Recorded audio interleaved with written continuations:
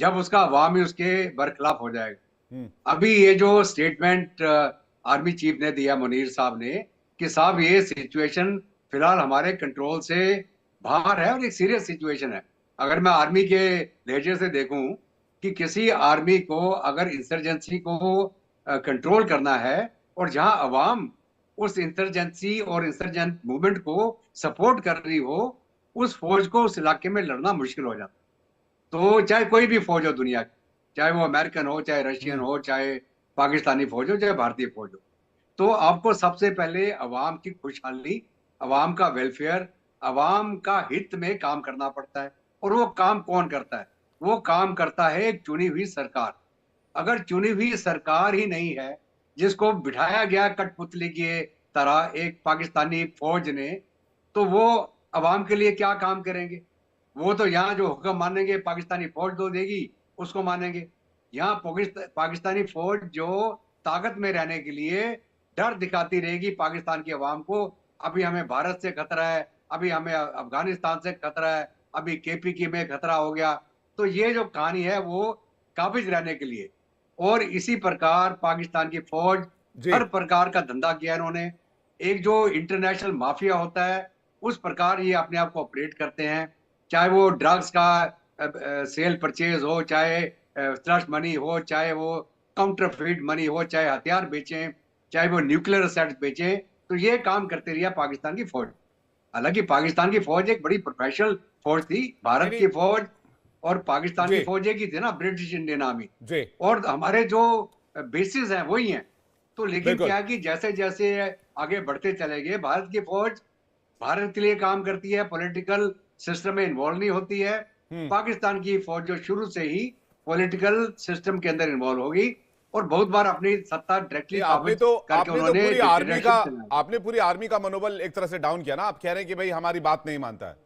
पूरी आर्मी आपके पास है और आप कह रहे हैं आपकी बात, एक तालिबान एक छोटा सा हिस्सा आपकी बात नहीं मान रहा है। अमजद अयूब मिर्जा जी का रिएक्शन चाहेंगे, उसके बाद मैं आपके पास आ रहा हूं सर, दिनेश नैन सर। अमजद अयूब मिर्जा जी, क्या मजबूरी है पाकिस्तान की ऐसा कहने के पीछे? देखिए, इसमें दो चीज़ें हैं ना। और दोनों चीज़ें आपके जितने अभी आए मेहमान इन्होंने बीच बीच में उसका जिक्र कर दिया है। हम्म। एक तो ये है कि पाकिस्तान की जो इकोनॉमिक सूरत हाल है वो बड़ी ख़राब है।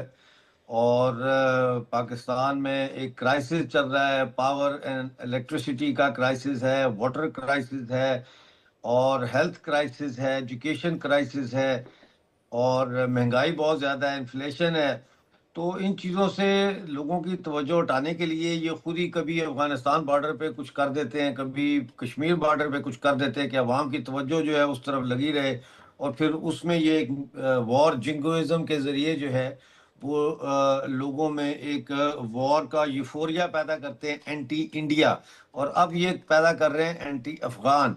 ये कहते हैं अफगान हमारे मुसलमान भाई हैं, तो इन्होंने लाखों की तादाद में जो अफगान महाजरीन थे उनको किक आउट क्यों किया पाकिस्तान से। ये क्यों पाकिस्तान में कहा जाता है कि जो अफगान हैं ये चोर हैं, ये चोरी करते हैं, पाकिस्तान में जो रहते हैं अफगान अफगान लोग ये चोरी करते हैं। ये आम वहाँ पे ये नैरेटिव चलता है, हालांकि ये बिल्कुल गलत बात है। अब आर्मी दूसरा जो पहलू इसका वो ये है कि पाकिस्तान की जो सिविल गवर्नमेंट है वो कमज़ोर है, वो नॉन रिप्रेजेंटेटिव है, और उसमें इतनी शक्ति नहीं है कि वो पार्लियामेंट के ज़रिए एक्सटर्नल जो डिस्प्यूट्स हैं उनको सेटल कर सके। जैसे पीओजेके को अभी तक पाकिस्तान ने फैसला नहीं किया कि पीओजेके को कब उन्होंने देना है वापस, क्या कहते हैं उसको, इंडिया को वापस कब कर रहे हैं। अभी तक उन पार्लियामेंट ये फैसला नहीं कर सकी। इसी तरह से अभी तक ये फैसला नहीं हो सका कि ड्यूरेड लाइन का क्या करना है। पाकिस्तान और अफगानिस्तान के दरमियान कोई सरहद नहीं है। आप देखें अटक से आगे तक का इलाका सारा ये अफगानिस्तान का है। जी। 28 लाख तोले सोने के जखायर का पता चला है।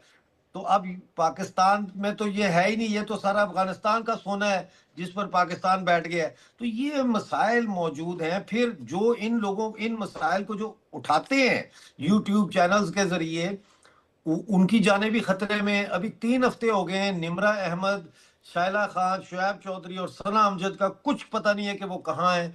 कोई कहता है उनको उठा के ले गए हैं। कल ये खबर आई थी कि एनकाउंटर में शुएब चौधरी और सना अमजद को खुदा न खास्ता मार दिया गया है। यानी कि आप फिर जो वॉइसेस हैं ऑफ सेन वॉइसेस जो है उनको आप नहीं बर्दाश्त कर रहे, तो आपकी सलाह नहीं हो सकती, आपकी सिर्फ बर्बादी और तबाही हो सकती है। और अब हम इंतजार कर रहे हैं पाकिस्तानी सेना का कि किस दिन ये सरेंडर करते हैं और एक नया 1971 जो है वो दोहराया जाता है पाकिस्तान में। इसका इंतजार सारी दुनिया कर रही है। मैं ये जो आप सोशल मीडिया यूट्यूबर्स की बात कर रहे हैं, मैं इस पर आरजू काजमी का आंसर लूंगा, लेकिन कर्नल दिनेश नैन के पास जा रहा हूं। सर, 6,54,000 एक्टिव आर्मी पर्सनल्स हैं अगर हम पूरे पाकिस्तानी आर्मी की बात करें। ओवरऑल फिगर की बात करें 16-17 लाख तक ये फिगर है, लेकिन इसके बावजूद एक आर्मी चीफ का एक कहना कि भाई हमारी बात नहीं सुन रहा है, मजबूरी नहीं तो और क्या है। मैं बार बार पूछ रहा हूं, 6,54,000 सैनिकों को आपने सरेंडर करने को मजबूर कर दिया एक तरह से। देखिए विवेक, हम एक चीज भूल रहे हैं कि अफगानिस्तान के अंदर जो लोगों ने आके पंगे लिए, पहले मैं पंगा ही बोलूंगा क्योंकि पाकिस्तान पंगा ले रहा है, वो ये है कि आप रशिया को देख लीजिएगा। Russia is such a big power. America को देख लीजिएगा। तो क्या इनमें से कोई भी लोग अफगान की इन सैनिकों को झुका सके क्या? उसका कारण ये है कि ये अफगानी लोग अपने जमीन के चप्पे चप्पे को पहचानते हैं और ये गुरिल्ला वॉरफेयर है। और इन्होंने अलकायदा के टाइम से लेके अब तक तोरा बोरा की सब पहाड़ियों से लेके हिमकुश की पहाड़ियों में गुफाएं बना रखी हैं, छुपते हैं, इनको पता भी नहीं कि कहाँ जाएंगे, कहाँ से निकलेंगे। और ये बड़े बड़े जो अपने हथियार है ये लेके बाहर बैठे वेट करते रह जाएंगे। रही बात पाकिस्तान के जो सेना अध्यक्ष हैं आसिम मुनीर जी की, देखिए जैसे अर्जुन ने बताया है कि पेशावर के अंदर जो मीटिंग हुई थी उसमें अली अमीन गंडा के बाकी सब लोगों को बुलाया गया था कि भाई आप लोगों के साथ में संपर्क रहता है पश्तूनों का और टीटीपी के लोगों का, तो इससे कुछ किया जाए। वहां जब अली अमीन गंडापुर ने कुछ बातें उठाई कि आप लोग अनाप शनाप तरीके से, गलत तरीके से टीटीपी के लोगों के साथ में गलत कर रहे हैं, आप हवाई अटैक कर रहे हैं, तो वहां पे उनको बोला कुचल के रख देंगे, उस तरह की स्टेटमेंट दे दी। उसके बाद में आप देखिए पीछे अभी बोल रहे थे झूठ बोलने वाली बात पे, ये पाकिस्तान की सेना विवेक झूठ पे टिकी हुई है। झूठ फैला दिया पूरे पाकिस्तान के अंदर। बखान कॉरिडोर पाकिस्तान के अंडर में आ गया है, हम लोगों ने ले लिया है। हमारे तो जो आईएसआई चीफ हैं वो तजिकिस्तान गए थे, वहां जाके उन्होंने तजिक से बात की और जो अहमद मसूद है उससे मिले हैं। उन्होंने कहा बख्शा प्रोविंस के अंदर तो चिकन नेक पड़ता है इसका, वहां पे ये लोग चौकी लगा के बैठ जाएंगे। किसी भी अफगान की हिम्मत नहीं तालिबान की वो बखान कॉरिडोर में घुस जाए। इधर से पाकिस्तान उनसे बिजली लेगा, सारी पोस्टें कंट्रोल में आ गई। अरे भाई अहमद हो क्या? चीन बैठा उधर, चीन ने अभी 2023 के अंदर तेल और सब चीजों का करार किया है। चीन ने अभी करार किया है, पहले से दूसरे को बोलने का मौका दिया करें। जब आप सबक याद करके आते हैं, बना दिया बखान कॉरिडोर के अंदर, ये जो सबक याद करके आते हैं अगर सबक याद बन के और अफगानिस्तान के थ्रू अपनी चाबहार पहुंच गई तो इनका जो सीपैक है ना वो गोबर में चला जाएगा। कोई कुत्ता नहीं पूछने का सीपैक को। और ये सबसे बड़ा डर है इन लोगों का, इनकी कमाई कहां से आएगी। अब मैं आता हूँ इरशाद भाई के ऊपर। इन्होंने कहा झूठ नहीं बोलते। अरे भाई उससे बड़ा आप जरा मुझे सुने, हर जगह पे आप झूठ बोलते हैं, आप झूठ बोलते हैं, आप झूठ नहीं बोलते, आप अभी भी झूठ बोल रहे हैं। 150 के करीब आईएसआई एजेंटों का पूरा लिस्ट निकल गया है विवेक। 150 के करीब आईएसआई एजेंट बहुत झूठ बोलते हैं। हमारे इनके काबुल के एयरपोर्ट से लेके और इनकी मिनिस्ट्री के अंदर तक इन लोगों ने अपने पूरे के पूरे जाल बिछा रखा था। अब जब ये सब पता चल गया है अफगानिस्तान के अंदर तालिबान को, वो इनको बख्शने वाला नहीं है।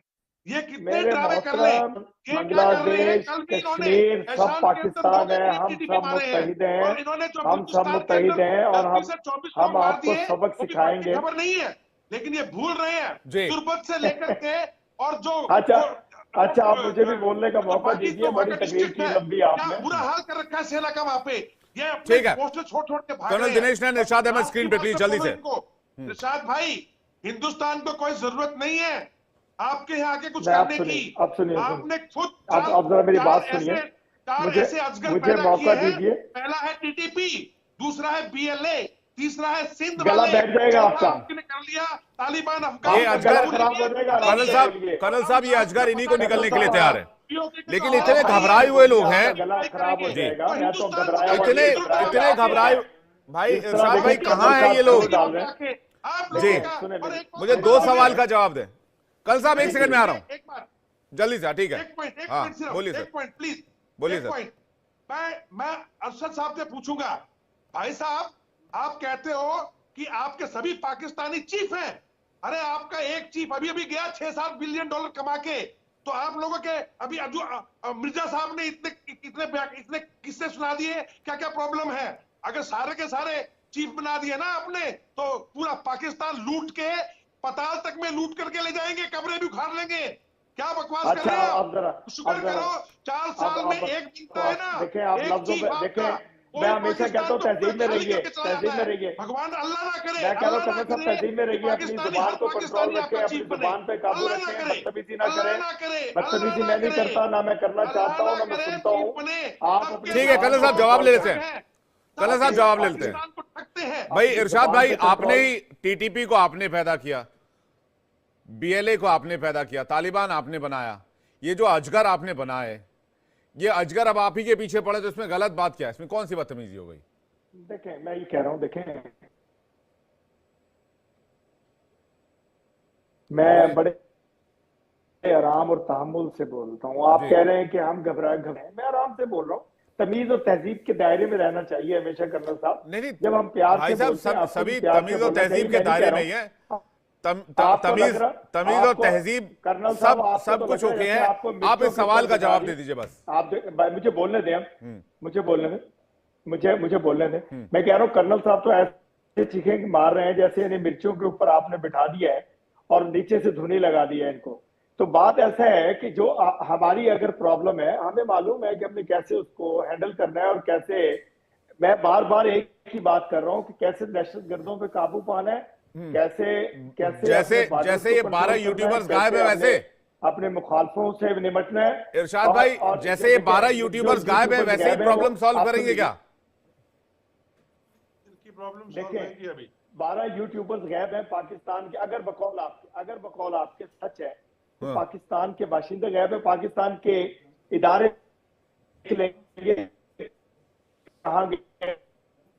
कहाँ किसने उठाया, क्यों उठी हुकूमत है, हमारे वजीर आजम है, सब तो मौजूद है। हिंदुस्तान को मिर्चें कैसी, हिंदुस्तान की प्रॉब्लम काहे की? देखें हमें पाकिस्तान को भाई आप लोगों को बोलने नहीं दे रहे, लोगों की आवाज दबा रहे हैं। ये तो आप क्यों चीखे मार रहे हैं? ये तो मानवता से जुड़ा विषय है, हम चीखे नहीं निकाल रहे, हम तो सवाल पूछ रहे हैं। जी आपकी आवाज थोड़ी क्लियर नहीं आ रही, मैं चेक कराता हूँ। आरजू काजमी के पास जा रहा हूँ, उसके बाद वीके दत्ता सर और अमजद मिर्जा आपके पास आ रहा हूँ। आरजू काजमी, ये जो मैटर है कि भाई जो भी पाकिस्तान के खिलाफ, तो खैर क्या ही बोलते थे ये यूट्यूबर्स, भारत की बड़ी तारीफ किया करते थे, यहाँ के पॉलिसीज की तारीफ किया करते थे या उन पर रिएक्शंस लिया करते थे। भाई आप तालिबान से तो दो हाथ कर नहीं पा रहे, इन मासूम यूट्यूबर्स को आपने पता नहीं कहां रख रखा है, क्या है नहीं है, कितने इसमें सेफ है नहीं है, बहुत सारे सवाल हैं सोशल मीडिया पर। आरजू काज़मी, देखिए डेफिनेटली मीडिया को तो यहाँ पर आप जानते हैं कि दबाया जाता है, और ये सिर्फ मीडिया की बात नहीं है। इससे पहले बलूचिस्तान में लोग बहुत शोर मचा चुके हैं और कहते रहते हैं, वहाँ पर भी मिसिंग पर्सनस का इशू रहता है। और जहाँ तक यूट्यूबर्स की बात है या इनकी, तो कई उनमें से अब निकल कर आए हैं और उनका कहना ये है कि जी हमारे मोबाइल्स रख लिए गए थे, हमारे चैनल्स के पासवर्ड चेंज कर दिए गए हैं, उन्हें डराया धमकाया गया है कि जी आप भारत की तारीफ नहीं करेंगे या भारत के बारे में कोई पॉजिटिव बात नहीं करेंगे। तो ऐसा करने से कोई फर्क पड़ने वाला नहीं है, इसलिए कि अगर ये कंट्री में रहने वालों को डराएंगे तो बाहर भी तो पाकिस्तानी मौजूद हैं, वो भी तो बात कर रहे हैं। होना तो ये चाहिए कि इन्हें अपने आप को करेक्ट करना चाहिए, इनकी जो चीज़ें सही नहीं है जिसकी वजह से आज कंट्री की ये हालत हुई है, अगर ये उसको सही कर लें तो इन्हें किसी से डरा धमका के अपनी इज्जत नहीं करवानी पड़ेगी, लोग खुद ही इनकी रिस्पेक्ट करेंगे। लेकिन इनको ये बात समझ नहीं आ रही है और इसीलिए लोगों को डरा रहे हैं, धमका रहे हैं, बात करने से रोका जा रहा है, कभी चैनल के पासवर्ड चेंज कर देते हैं, कभी मोबाइल्स रख लेते हैं। तो ये सब चीजें यहाँ चल रही हैं और ये अब इंटरनेशनल मीडिया भी उठा रहा है, लेकिन उसके बावजूद हम ये देखते हैं कि कुछ भी ठीक होता हुआ हमें दिखाई नहीं दे रहा। ये आपके सामने है केपीके की जो नहीं, लेकिन ये बड़ी कमाल की बात है आरजू, ये बड़े कमाल की बात है कि भाई आप इन्फ्लेशन ले लें, आप महंगाई ले लें, आप बेरोजगारी ले लें, आप कर्ज वाला मैटर ले लें, आप तालिबान का थ्रेट ले लें, टीटीपी का थ्रेट ले लें, बीएलए का थ्रेट ले लें, इतने सीरियस कंसर्न होने के बावजूद मासूम निहत्थे यूट्यूबर्स को उठाकर उनको डराना धमकाना, अरे भैया आपका प्रॉब्लम एरिया कुछ और है। एग्जैक्टली देखें, आज के जमाने में 2025 में आप न्यूज को नहीं रोक सकते। आप 10-12 लोगों को चुप करा देंगे, बाकी लोगों का क्या है? लोग पाकिस्तान से बाहर से भी बात कर रहे हैं, पाकिस्तान के अंदर से भी बात कर रहे हैं, और वो जो एक डर खौफ पहले हुआ करता था ना लोगों को कि कुछ बोलेंगे तो ये उठा ले जाएंगे या ये मार देंगे, अब वो डर लोगों के अंदर से खत्म हो गया है। अब आपको ज्यादातर लोग ऐसे ही मिलेंगे जो बात करेंगे और बात उठाएंगे और उसके बाद डरेंगे भी नहीं। मुझे भी लेटर भेजा गया है, मुझे भी फोन करके डराया धमकाया जा रहा है, लेकिन जितने दिन बोल पाऊंगी जरूर बोलूंगी। और मेरा ख्याल है कि इन्हें लोगों को बात करने देना चाहिए, और अगर इन्हें ऐसा लगता है कि कोई सच बोल रहा है तो अपने आप को ठीक कर ले, करेक्ट करने में तो कोई नहीं रोक रहा। तो अगर ऐसा करेंगे तो इनकी रिस्पेक्ट भी हो जाएगी, लेकिन अनफॉर्चुनेटली यहाँ पर ऐसा होता हुआ फिलहाल दिखाई नहीं दे रहा। मिर्जा साहब, इस पर आपका रिएक्शन चाहेंगे, उसका दत्ता सर आपके पास आ रहे हैं। भाई तालिबान से तो आप दो दो हाथ कर नहीं पा रहे। किस चीज पे रिएक्शन आखिरी? मैं कह रहा हूं तालिबान से आप दो दो हाथ कर नहीं पा रहे, तालिबान को कह रहे कि भाई बात मानता नहीं है, आप यूट्यूबर्स को आप उठा ले रहे, जो पाकिस्तान की आवाम कह रही है, जो वहां के लोग कह रहे हैं, उसको लोगों तक नहीं पहुंचने देना चाह रहे।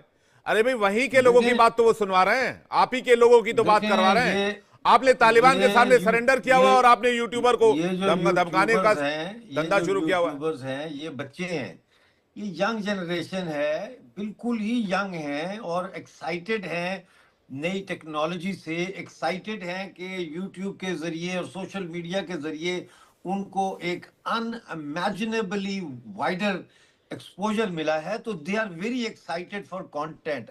और पाकिस्तान में क्यों इंडिया पे वो रिएक्शन की वीडियोस बनाते हैं? क्योंकि हर पाकिस्तानी हिंदुस्तान से मुतासिर है और वो जानना चाहता है कि हिंदुस्तान में डेवलपमेंट क्या हो रही है, और वो डिप्रेस हो रहा है ये देख देख के कि एक तरफ वो हिंदुस्तान जिसके खिलाफ हर वक्त 24/7 जो है पाकिस्तानी मीडिया, टेलीविजन, मौलवी, मस्जिदों में हर जगह उसके खिलाफ बात होती है, नफरत अंगेज हिंदुस्तान के खिलाफ बातें की जाती है। वो तो इतनी तरक्की कर रहा है, और जिसे कहा जाता है कि ये खुदादाद है, यानी खुदा ने, अल्लाह ने दिया है ये मुल्क हमें, वहाँ इतनी गुर्बत, इतनी करप्शन, इतना जुल्म, इतनी बर्बरियत, इतनी नाइंसाफी है, तो वो डिप्रेस है और वो जानना चाहता है इंडिया के बारे में। इसीलिए इनकी जो रिएक्शन वीडियोस हैं इंडिया को लेकर, वो लाखों में उनकी व्यूअरशिप होती है, तो वो एक्साइटेड हैं। उनको आपने उठा के ले गए, बहुत जुल्म है, ये बच्चे हैं, वो उनको छोड़ा जाए और फिर इंटरनेशनल लेवल पे मैं सोच रहा हूँ कि इसके लिए आवाज उठाई जाए। मैं national union of journalist UK को भी लिख रहा हूँ, ये बच्चों को छोड़ा जाए, मासूम बच्चों को। अभी ये खबर आ रही है कि पता नहीं चौधरी जो है अमजद, शुएब चौधरी और सना अमजद को एनकाउंटर में मार दिया है। इस किस्म की खबरें आ रही हैं, परेशानी वाली खबरें हैं ये। तो इस पे पाकिस्तान में आवाज उठनी चाहिए और पाकिस्तान में भी इसके खिलाफ जो है वो मुजाहरे होने चाहिए कि इनको बाजियाब किया जाए। जी ठीक है, मैं वीके दत्ता सर के पास आ रहा हूँ। वीके दत्ता सर, तालिबान पर तो पाकिस्तान का जोर चलता नहीं है। तालिबान से आप कह रहे हैं कि भाई आप बात कर लो, आपको भाईचारे का वास्ता है, आपको इस्लाम का वास्ता है, आप भी इस्लामिक कंट्री, हम भी इस्लामिक कंट्री, हम दोनों में भाईचारा है। और आपका जो जोर चलता है, यानी कि पाकिस्तान आर्मी का जो जोर चलता है, जो ताकत वो दिखाते हैं, वो मासूमों पर दिखाते हैं, बच्चों पर दिखाते हैं। अरे मजाक बना रखा है आपने, एक मुल्क का मजाक बना दिया, पूरी की पूरी आर्मी का आपने मजाक बना दिया। बच्चों से आपको क्या दिक्कत हो रही है? आप लड़िए तालिबान से, जाकर आपको लड़ना है तो आप अपना बॉर्डर सिक्योर कीजिए, आप डूरन लाइन सिक्योर कीजिए, जिसको तालिबान मानता नहीं है। इंडिया डेली के साथ सोहेल शाहीन अभी कल जुड़े थे दत्ता साहब, उन्होंने कहा कि भाई हम नहीं मानते हैं, डूरन लाइन क्या है? लाइन है। इसे एक ब्रिटिश सिविल अधिकारी डूरन ने खींची थी, इसलिए इसका नाम डूरन लाइन पड़ गया। यह बॉर्डर थोड़ी है, इस बॉर्डर ने हमारे लोगों को उस तरफ कर रखा है, हमारे परिवारों को तोड़ा है, हमारे लोगों को तोड़ा है। तो वो इलाका भी हमारा ग्रेटर अफगानिस्तान है। 6,54,000 सैनिक होने के बावजूद आप तालिबान के इस बयान का जवाब नहीं दे पा रहे। अरे बहुत पावरफुल आर्मी है, तो जाइए तालिबान से निपटिए और बच्चों को छोड़िए। दत्ता साहब देखिए, विवेक ऐसा है कि पाकिस्तान की फौज हमेशा उसके सामने दुआ सलाम करती है जो उससे ताकतवर हो। जो भी उससे कमजोर है उसके ऊपर वो अत्याचार जुल्म ढाएंगे और उसका अपनी ताकत का नजायज फायदा उठाएंगे। इन्होंने पाकिस्तान की आवाम को दबा के रखा हुआ है। पाकिस्तान के अंदर एक डेमोक्रेसी के नाम पे इन्होंने गवर्नमेंट खड़ी कर रखी है। वहां पे कोई फ्रीडम ऑफ स्पीच नहीं है, कोई फ्री मीडिया नहीं है, कोई इकोनॉमिक डेवलपमेंट नहीं है, कोई इन्वेस्टमेंट नहीं है, और पाकिस्तान की फौज हर एक जगह पे काबिज है। अभी जब एक फौज अपना काम छोड़ के और धंधों में लग जाएगी, वो जंग क्या लड़ेगी वो। अभी तालिबान के साथ ये पंगा लेंगे तो तालिबान इनको मारेंगे। तालिबान ने अभी एक मीर अली प्लान, आपको शायद मालूम भी होगा, उन्होंने वो प्लान बनाया है जिसके अंदर Afghan Taliban, TTP, Baloch liberation army और अल कायदा को मिला के, उसके अलावा जितने और वो छोटे छोटे गुट है पाकिस्तान के अंदर, चाहे वो सिंध के अंदर हो, चाहे वो और भी किसी इलाके में जो अपनी आजादी के लिए जंग लड़ रहे हैं, इनको ये पूरा कोऑर्डिनेट करके पाकिस्तान के अंदर ये तहलका मचाने वाले हैं। और अगर ये काम शुरू कर देंगे, ऑपरेशन चालू कर देंगे, जो मीर अली प्लान जिसकी चर्चा हो रही है आजकल, तो पाकिस्तान की फौज को ये समझ नहीं आएगा, वो अंदर लड़े बाहर लड़े, हिंदुस्तान की तरफ देखे, अफगानिस्तान